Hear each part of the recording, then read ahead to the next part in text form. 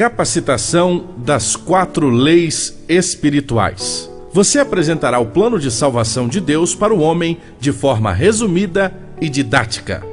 Você já ouviu falar das 4 leis espirituais? Assim como há leis físicas que governam o universo, há também leis espirituais que governam o nosso relacionamento com Deus.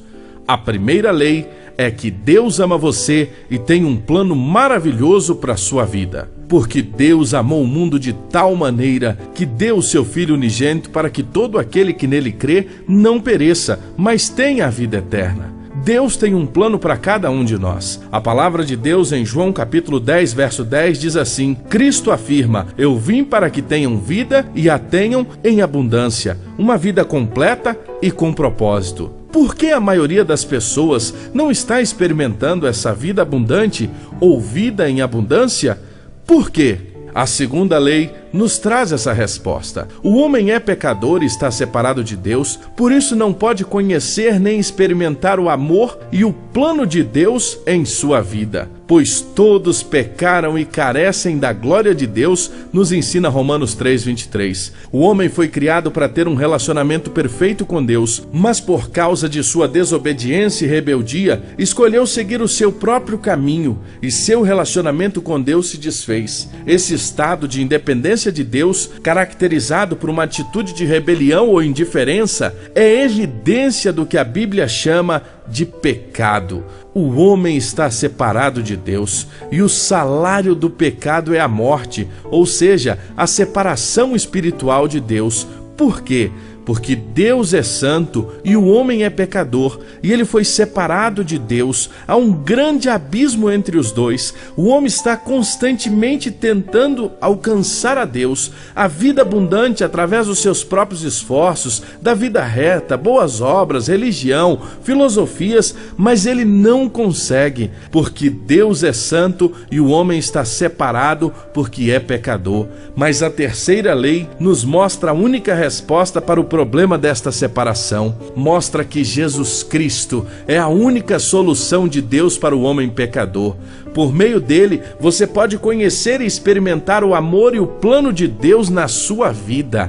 Jesus morreu em nosso lugar. Romanos 5:8 nos diz: Deus prova o seu próprio amor para conosco pelo fato de ter Cristo morrido por nós, sendo nós ainda pecadores. Ele morreu, mas ele ressuscitou dentre os mortos.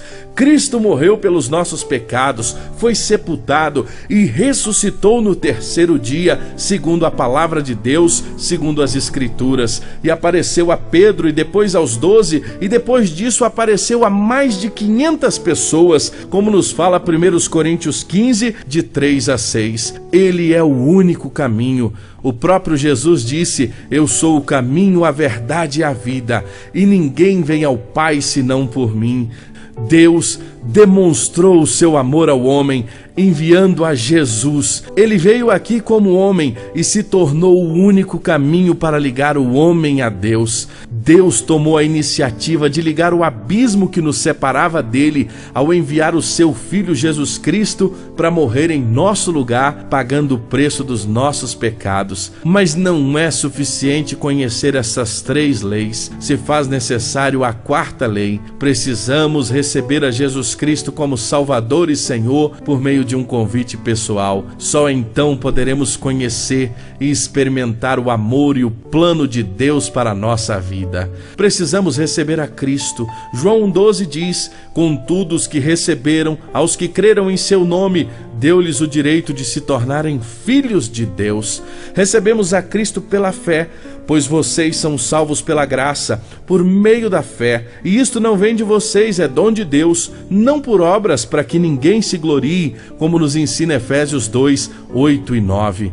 Agora, nós passamos a apresentar àquele que está nos ouvindo os 2 círculos. Círculos estes que representam 2 tipos de vida. uma vida controlada pelo eu, ou seja, o eu está no centro, as outras coisas estão ao redor do eu. Então nós vamos notar que Cristo está fora do centro, o eu é o centro da vida, Cristo está fora da vida e os interesses são controlados pelo eu, geralmente causando discórdias e frustrações. No entanto, existe agora um outro modelo, a vida controlada por Cristo. Cristo está no centro, as demais coisas estão controladas por Cristo, elas estão ordenadas de maneira correta porque Cristo está à frente de todas as coisas e o eu está aos pés de Jesus. Nós colocamos Cristo no centro da vida, o eu fora do centro, e os nossos interesses serão controlados por Cristo, resultando uma harmonia com o plano de Deus. Com qual deles você gostaria que representasse a sua vida? Você pode perguntar àquele que está te ouvindo. Então, após a resposta do seu ouvinte, explique a ele como uma pessoa pode receber a Jesus Cristo como Senhor e como Salvador. Nós podemos receber a Cristo por meio de um convite pessoal. Cristo afirma em Apocalipse 3:20: eis que estou à porta e bato. Se alguém ouvir a minha voz e abrir a porta, entrarei. Nós devemos convidar a Cristo a entrar no nosso coração. Receber a Cristo é deixar de confiar na nossa capacidade para nos salvar, crendo que Cristo é o único que pode perdoar os nossos pecados. Apenas saber que Jesus Cristo é o Filho de Deus e que morreu na cruz pelos nossos pecados não é suficiente. É necessário receber a Cristo pela fé, por meio de uma decisão pessoal. A única coisa que Deus lhe pede é o arrependimento, pois está escrito: arrependam-se, pois, e voltem-se para Deus para que os seus pecados sejam cancelados, para que venham tempos de descanso da parte do Senhor, e Ele mande o Cristo, o qual lhes foi designado Jesus. Atos 3, 19 e 20. Você está arrependido dos seus pecados? Você pode receber a Cristo agora mesmo em oração. Orar é falar com Deus. Deus conhece o seu coração e está mais interessado na atitude do seu coração do que em suas palavras. Querido voluntário, ore com a pessoa apresentando ela a Deus. Agradeça a Deus por sua vida, que compreendeu a mensagem de salvação. Peça a proteção de Deus na vida do seu ouvinte, a graça de Cristo sobre ele e a instrução do Espírito Santo em seu caminhar. Em seguida, oriente a pessoa a pedir perdão pelos seus pecados e a entregar a sua vida a Jesus com suas próprias palavras. Querido voluntário, diga ao seu ouvinte: com as suas palavras, diga a Jesus como se sente em relação ao pecado. Peça a Ele para entrar e transformar a sua vida. Então, se a pessoa for muito tímida ou estiver insegura, você a instrui a repetir uma oração de confissão. A oração seguinte serve apenas como exemplo: Jesus, eu preciso de Ti. Eu reconheço que sou um pecador e preciso do seu perdão. Eu o recebo como meu Senhor e Salvador. Obrigado por ter morrido na cruz para perdoar os meus pecados, por me aceitar como sou, pelo seu amor e pela vida eterna. Tome conta da minha vida e transforme a minha vida de acordo com a sua vontade. Amém.